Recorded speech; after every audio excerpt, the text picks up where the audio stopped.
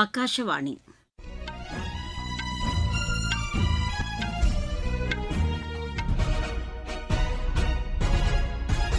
செய்திகள் வாசிப்பவர் சித்ரா பாலசுப்ரமணியன். தலைப்புச் செய்திகள். பிரதமர் திரு நரேந்திர மோடி மக்களிடையே மனம் திறந்து பேசும் மன் கி பாத் நிகழ்ச்சி அகில இந்திய வானொலியில் நாளை காலை 11 மணிக்கு ஒலிபரப்பாகிறது. மலேரியாவை தடுக்க ஒருங்கிணைந்து செயல்பட வேண்டும் என மத்திய சுகாதாரத்துறை அமைச்சர் திரு ஜே.பி. நட்டா தெரிவித்துள்ளார். தெலங்கானாவில் 47 நக்சலைட்டுகள் இன்று காவல்துறை முன்பாக சரணடைந்தனர். ஈரான் வெளியுறவுத்துறை அமைச்சர் திரு அப்பாஸ் அரக்சி பாகிஸ்தான் ராணுவ தலைமை தளபதியுடன் இன்று ஆலோசனை மேற்கொண்டார். இந்தியா தென்னாப்பிரிக்கா இடையேயான 4வது மகளிர் டுவெண்டி கிரிக்கெட் போட்டி இன்று ஜோஹன்னஸ்பர்கில் நடைபெறுகிறது. இனி விரிவான செய்திகள். பிரதமர் திரு நரேந்திர மோடி மக்களிடையே மனம் திறந்து பேசும் மன் கி பாத் நிகழ்ச்சி அகில இந்திய வானொலியில் நாளை காலை 11 மணிக்கு ஒலிபரப்பாகிறது. நாட்டில் உள்ள அனைத்து வானொலி நிலையங்களும் இதனை அஞ்சல் செய்யும். பிரதமரின் உரை முடிந்தவுடன் அதன் தமிழாக்கத்தை சென்னை அகில இந்திய வானொலி ஒலிபரப்பும். இது இரவு 8 மணிக்கு மறு ஒலிபரப்பும் செய்யப்படும். தமிழகம் மற்றும் புதுச்சேரியில் உள்ள அனைத்து வானொலி நிலையங்களும் இதனை அஞ்சல் செய்யும். நீத்தி ஆயோக்கின் புதிய துணைத் தலைவராக திரு அசோக்குமார் லெஹிரி நியமிக்கப்பட்டுள்ளார். இவர் தலைமை பொருளாதார ஆலோசகராகவும் பதவி வகித்திருக்கிறார். நீத்தி ஆயோக்கின் உறுப்பினர்களாக திரு ராஜீவ், திரு ராஜு, திரு கோவர்தன் தாஸ், திரு ஸ்ரீனிவாஸ், திரு அபய் உள்ளிட்டோரும் நியமிக்கப்பட்டிருக்கிறார்கள். நாட்டின் புல்லட் ரயில் தயாரிப்பு அடுத்த ஆண்டு தொடங்க உள்ளதாக ரயில்வே அமைச்சர் திரு அஸ்வினி வைஷ்ணவ் தெரிவித்துள்ளார். பெங்களூருவில் அதிவேக புல்லட் ரயிலுக்கான தொழிற்சாலையை தொடங்கி வைத்த பின் எமது செய்தியாளரிடம் பேசிய அவர், பெங்களூரு மேட்கான் இடையேயான வந்தே பாரத் ரயில் சேவை விரைவில் தொடங்கப்படும் என்றார். பெங்களூரு மும்பை இடையே படுக்கை வசதியுடன் கூடிய வந்தே பாரத் ரயில் சேவை தொடங்கப்படும் என்றும் அவர் தெரிவித்தார். பெங்களூருவில் புறநகர் ரயில் சேவையை விரிவுபடுத்துவதற்கான நிலம் கையகப்படுத்தப்படும் பணிகள் நடைபெற்று வருவதாகவும் திரு அஸ்வினி வைஷ்ணவ் கூறினார். மேற்குவங்கத்தில் 142 தொகுதிகளுக்கு வரும் 29ஆம் தேதி நடைபெறவுள்ள 2வது கட்ட சட்டப்பேரவைத் தேர்தலுக்கான பிரச்சாரம் தீவிரமடைந்துள்ளது. பாரா நகரில் பிஜேபி வேட்பாளர்களுக்கு ஆதரவாக பிரச்சாரம் மேற்கொண்ட அதன் கட்சித் தலைவர் திரு நிதின் நபின் மேற்கு வங்கத்தில் மக்கள் மாற்றத்தை விரும்புவதாக தெரிவித்தார். பிஜேபி மூத்த தலைவர் திரு அமித் ஷா ஜமால்பூர் உள்ளிட்ட இடங்களில் பிரச்சாரம் மேற்கொண்டார். மாநிலத்தின் பல்வேறு இடங்களில் பிரச்சாரம் மேற்கொண்ட அசாம் முதலமைச்சர் திரு ஹிமந்த் பிஸ்வ சர்மா மேற்கு வங்கம் மற்றும் அசாமில் பிஜேபி அமோக வெற்றி பெறும் என நம்பிக்கை தெரிவித்தார். மேற்கு வங்கத்தில் நடைபெற்ற முதல்கட்ட தேர்தலில் பிஜேபி 110 இடங்களில் வெற்றி பெறும் என்றும் அவர் உறுதியுடன் கூறினார். அசாமில் 100க்கும் மேற்பட்ட இடங்களில் பிஜேபி வெற்றி பெற்று ஆட்சி அமைக்கும் என்றும் அவர் தெரிவித்தார்.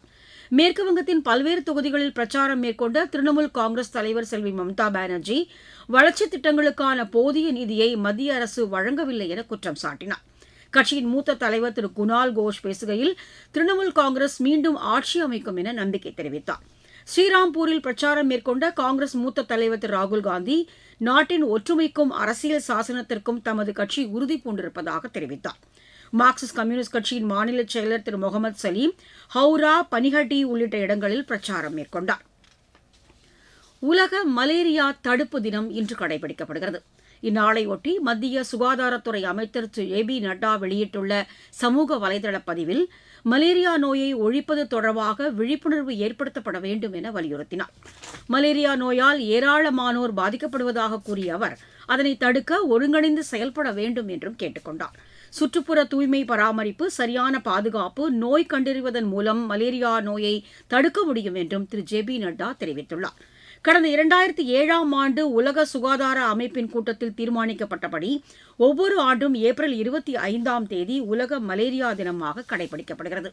மலேரியா தடுப்பு தினம் குறித்து கீழ்ப்பாக்கம் அரசு மருத்துவக் கல்லூரி மருத்துவமனையின் மருத்துவர் ஸ்னேகா மாரீஸ்வரி எமது செய்தியாளரிடம் கூறுகையில், Driven to end malaria, now we can, now we must என்பதே இந்த ஆண்டிற்கான உலக சுகாதார மையத்தின் கருப்பொருள் ஆகும். குளிர் நடுக்கத்துடன் காய்ச்சல், தலைவலி, உடம்பு வலி மற்றும் உடல் சோர்வு, குமட்டல், வாந்தி ஆகியவை மலேரியாவின் அறிகுறிகளாகும். மேலே கூறிய அறிகுறிகள் இருப்பின் அருகில் உள்ள அரசு ஆரம்ப சுகாதார நிலையம் அல்லது அரசு மருத்துவமனையை அணுகி பெரிஃபரல் ஸ்மியர் என்னும் இரத்த பரிசோதனையை செய்து கண்டறியலாம். நீர் தேங்காமல் பார்த்து கொள்ளுதல், கொசு மருந்து அடித்தல், கொசு வலை பயன்படுத்துதல், கொசு விரட்டி உபயோகப்படுத்துதல், முழுக்கை முழுக்கால் ஆடைகளை அணிதல் ஆகியவற்றை பின்பற்றி மலேரியா கொசுக்கடியில் இருந்து தப்பித்துக் கொள்ளலாம்.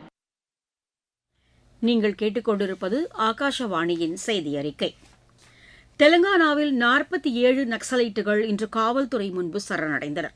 தலைநகர் ஐதராபாத்தில் சத்தீஸ்கட் மாநிலத்தைச் சேர்ந்த இந்த நக்சலைட்டுகள் சரணடைந்ததாக மாநில காவல்துறை தலைவர் திரு சிவ்தார் ரெட்டி தெரிவித்துள்ளார்.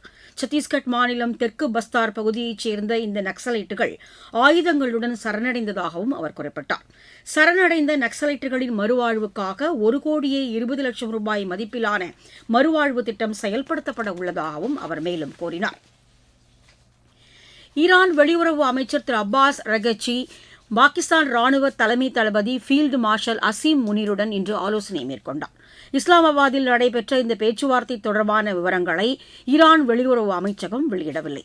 இந்த கூட்டத்தில் ஈரான் வெளியுறவு துணை அமைச்சர் காசிம், வெளியுறவு செய்தித் தொடர்பாளர் இஸ்மாயில், பாகிஸ்தானுக்கான ஈரான் தூதர் ரசா அமிரி உள்ளிட்டோர் கலந்து கொண்டனர்.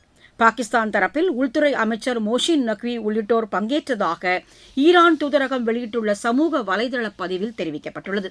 இதனிடையே ஈரான் அரசு பிரதிநிதிகளுடன் அமைதி பேச்சுவார்த்தை நடத்தவுள்ளதாக அமெரிக்கா தெரிவித்திருக்கிறது. இதற்காக அமெரிக்காவின் சிறப்பு பிரதிநிதி ஸ்டீவ் விக்கெட்காஃப், மூத்த ஆலோசகர் ஜெரேட் குஷனர் பாகிஸ்தானுக்கு சென்று ஆலோசனை மேற்கொள்வர் என்றும் அந்நாட்டு அரசு கூறியிருக்கிறது. ஈரான் வெளியுறவுத்துறை அமைச்சர் அப்பாஸ் அரகேஷி தலைமையில் அரசு பிரதிநிதிகள் ஏற்கனவே இஸ்லாமாபாத் வந்தடைந்தனர். இருப்பினும் அமெரிக்காவுடன் நேரடியாக பேச்சுவார்த்தை நடத்துவது குறித்து ஈரான் உறுதி செய்யவில்லை. இஸ்ரேலின் பாதுகாப்புக்காக இஸ்புல்லா மீது தாக்குதல் நடத்த அந்நாட்டுக்கு முழு சுதந்திரம் உள்ளதாக அந்நாட்டு பிரதமர் திரு பெஞ்சமின் நெத்தன்யாகு தெரிவித்திருக்கிறார். இந்தியா ஆஸ்திரேலியா இடையேயான உறவுகள் மேம்பட்டு வருவதாக இந்தியாவுக்கான ஆஸ்திரேலிய தூதர் திலிட் கிரீன் தெரிவித்துள்ளார். இந்தோ பசிபிக் அமைப்பு, குவாட்ரிலேட்டரல் பாதுகாப்பு அமைப்பு உள்ளிட்டவற்றில் இரு நாடுகளும் உறுப்பு நாடுகளாக செயல்பட்டு வருவதாக அவர் தெரிவித்தார். இரு நாடுகளும் பொருளாதார ரீதியாக இணைந்து செயல்படுவதாகவும் அவர் கூறினார். மேற்காசியாவில் அமைதியை நிலைநாட்ட வேண்டும் என குறிப்பிட்ட அவர், ஹோர்மூஸ் நீரிணை வழியாக தடையின்றி கப்பல்கள் செல்வதற்கு வழிவகை செய்ய வேண்டும் என்றும் தெரிவித்தார். கேரளாவில் வெப்ப அலை வீசுவதை அடுத்து முதலமைச்சர் திரு பினராயி விஜயன் தலைமையில் உயர்மட்ட ஆய்வுக் கூட்டம் இன்று நடைபெற்றது. பேருந்து நிலையங்கள் உள்ளிட்ட பொது இடங்களில் குடிநீர், முதலுதவி வசதிகள் அமைக்கப்படுவது தொடர்பாக இதில் முக்கியமாக விவாதிக்கப்பட்டது. பொது நிகழ்ச்சிகள், கலாச்சார விழாக்கள், விளையாட்டுப் போட்டிகள் நடத்த கட்டுப்பாடுகள் விதிக்கப்பட்டுள்ளன. பாலக்காடில் 40 டிகிரி செல்சியஸ், கொல்லத்தில் 39 டிகிரி செல்சியஸ் வெப்பம் பதிவானது. இதனிடையே இந்திய வானிலை ஆய்வு மையம் வெப்ப அலையை எதிர்கொள்வதற்கான வழிகாட்டுதல்களை வெளியிட்டுள்ளது. வெயிலின் தாக்கம் அதிகமாக உள்ள நேரத்தில் வெளியில் செல்ல வேண்டாம் என்றும், தண்ணீர் அருந்துமாறும், குழந்தைகள், முதியோர் பாதுகாப்பாக இருக்க வேண்டும் என்றும் அறிவுறுத்தப்பட்டுள்ளது. இந்தியா தென்னாப்பிரிக்கா இடையேயான 4வது மகளிர் டுவெண்டி கிரிக்கெட் போட்டி இன்று நடைபெறுகிறது. ஜோஹானஸ்பர்கில் இப்போட்டி இரவு மணி 9:30க்கு தொடங்குகிறது. ஐபிஎல் கிரிக்கெட் போட்டியில் பஞ்சாப் அணி வெற்றி பெற தில்லி 265 ரன் என்ற இலக்கை நிர்ணயித்துள்ளது. தில்லியில் நடைபெற்று வரும் இப்போட்டியில் முதலில் பேட் செய்த தில்லி அணி நிர்ணயிக்கப்பட்ட 20 ஓவரில் 2 விக்கெட் இழப்பிற்கு 264 ரன் எடுத்திருந்தது. KL ராகுல் அபாரமாக ஆடி 67 பந்துகளில் 152 ரன் குவித்தார். 265 ரன் என்ற வெற்றி இலக்குடன் விளையாடி வரும் பஞ்சாப் அணி சற்று முன்வரை 13.1 ஓவரில் 3 விக்கெட் இழப்பிற்கு 183 ரன் எடுத்துள்ளது. ஜெய்ப்பூரில் இரவு மணி 7:30க்கு நடைபெறவுள்ள மற்றொரு ஆட்டத்தில் ராஜஸ்தான் ஹைதராபாத் அணியை எதிர்கொள்கிறது. ISL கால்பந்து போட்டியில் சென்னை அணி இன்று ஜம்ஷெட்பூர் அணியை எதிர்கொள்கிறது. ஜம்ஷெட்பூரில் இப்போட்டி இரவு மணி 7:30க்கு தொடங்குகிறது. பானிபட்டில் நடைபெற்று வரும் சர்வதேச டென்னிஸ் போட்டியில் இந்தியாவின் ஆகான்ஷா திலீப் ஜப்பானின் மிச்சுகா ஒசேகி இணை பட்டம் வென்றது. மகளிர் இரட்டையர் பிரிவு இறுதி ஆட்டத்தில் இந்த இணை 0-6, 6-4, 10-5 என்ற செட் கணக்கில் ரஷ்யாவின் கெசினியா எக்கட்டெரினா யாஷினா இணையை வென்றது. டென்மார்க்கில் நடைபெற்று வரும் ஊபர் கோப்பை பேட்மிண்டன் இறுதிப் போட்டியின் 2வது சுற்றில் இந்தியா இன்று உக்ரைனை எதிர்கொள்கிறது. மீண்டும் தலைப்புச் செய்திகள். பிரதமர் திரு நரேந்திர மோடி மக்களிடையே மனம் திறந்து பேசும் மன் கி பாத் நிகழ்ச்சி அகில இந்திய வானொலியில் நாளை காலை 11 மணிக்கு ஒலிபரப்பாகிறது. மலேரியாவை தடுக்க ஒருங்கிணைந்து செயல்பட வேண்டும் என மத்திய சுகாதாரத்துறை அமைச்சர் திரு JB நட்டா தெரிவித்துள்ளார்.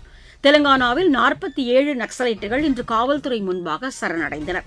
ஈரான் வெளியுறவுத்துறை அமைச்சர் திரு அப்பாஸ் அரகேஷி பாகிஸ்தான் ராணுவ தலைமை தளபதியுடன் இன்று ஆலோசனை மேற்கொண்டார். இந்தியா தென்னாப்பிரிக்கா இடையேயான 4வது மகளிர் டுவெண்டி கிரிக்கெட் போட்டி இன்று ஜோஹானஸ்பர்கில் நடைபெறுகிறது. செய்தி அறிக்கை நிறைவு பெற்றது.